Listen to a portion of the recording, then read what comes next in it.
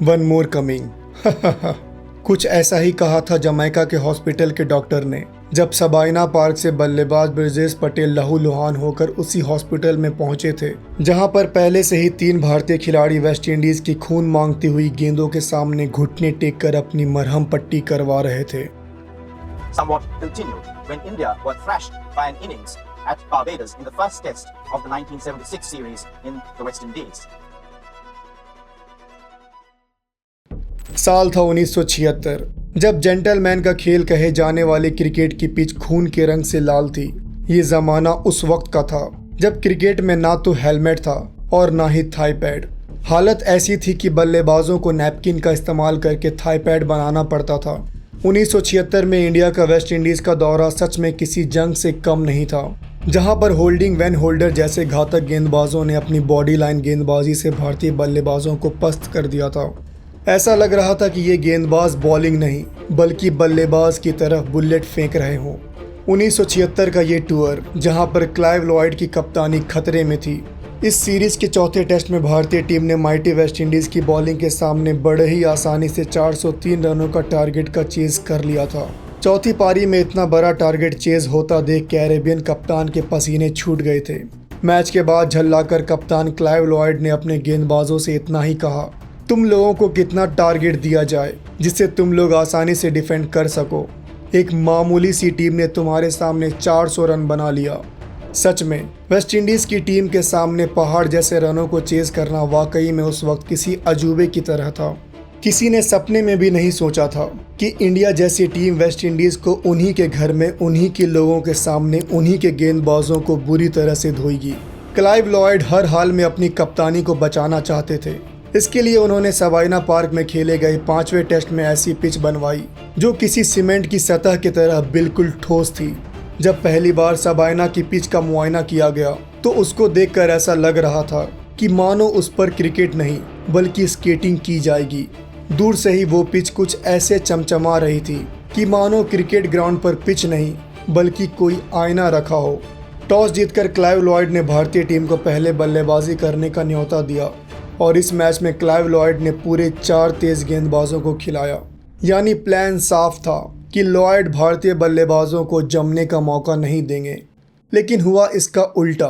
Little master Sunil Gavaskar और अंशुमन गायकवाड़ की सलामी जोड़ी ने बिना लंच तक विकेट खोए 60 रन बना लिए थे। स्कोर बोर्ड पर बिना विकेट खोए रन टंगा देख क्लाइव लॉयड के सख्त चेहरे पर 12 बज गए थे। लेकिन लंच के बाद जो हुआ उसको सोचकर ही उस वक्त वेस्ट इंडीज टूर पर मौजूद भारतीय खिलाड़ियों के होश फाख्ता हो गए थे। लंच के बाद ही तेज गेंदबाज माइकल होल्डिंग ने राउंड द विकेट गेंदबाजी शुरू कर दी और हर ओवर में कम से कम 3 से 4 बाउंसरें फेंकी जाने लगी। और हद तो तब हो गई जब दूसरे छोर पर गेंदबाजी कर रहे वैन डैनियल ने बीमर फेंकनी शुरू कर दी। बीमर फेंकने के बाद वैन डैनियल ऐसे हाव भाव रखते थे जैसे उन्होंने बीमर गलती से फेंक दी हो।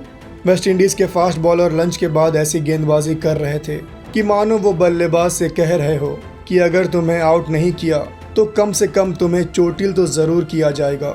हालांकि सुनील गावस्कर ने बीमर और बाउंसर की शिकायत अंपायर से की, लेकिन अंपायर रैल्फ गॉसैन और डगलस हॉग ने सिर्फ मुस्कुराते हुए सुनील गावस्कर की शिकायत को नज़रअंदाज कर दिया था।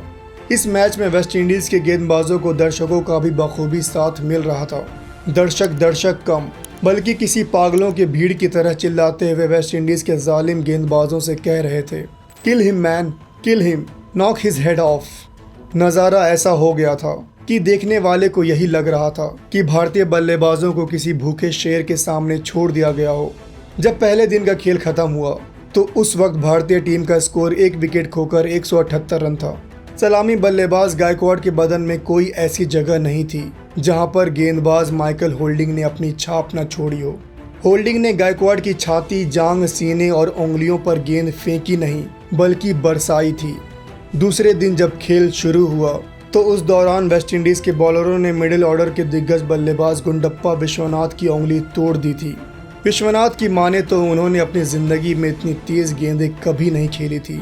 दूसरे दिन लंच तक एक एक करके 3 बल्लेबाजों को घायल कर दिया गया था, जबकि एक छोर पर अंशुमन गायकवाड़ किसी चट्टान की तरह डटे हुए थे।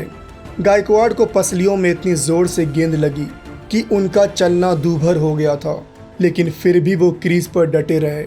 हालत ये हो गई थी कि एक भी बल्लेबाज के फिट ना होने की वजह से उस वक्त कप्तान बिशन सिंह बेदी ने 6 विकेट गिरने पर ही अपनी पारी को डिक्लेयर कर दिया था। नौबत यहाँ तक आ गई थी कि बल्लेबाज वेंकट राघवन ने तो सबाइना पार्क में ड्यूटी दे रहे पुलिसमैन से हेलमेट मांगकर बैटिंग करने का मन बना लिया था।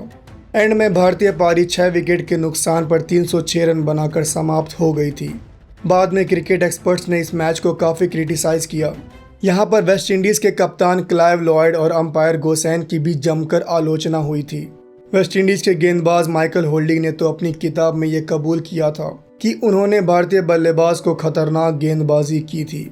जब भी क्रिकेट में कभी आक्रामक गेंदबाजी का जिक्र होगा तो ज़रूर पोर्ट ऑफ स्पेन में खेले गए टेस्ट मैच को याद किया जाएगा।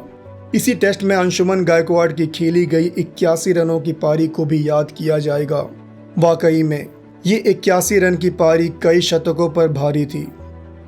अगर आपको ये वीडियो पसंद आई है तो इसे लाइक करें। हमारे चैनल को अब तक सब्सक्राइब नहीं किया है तो कर लें।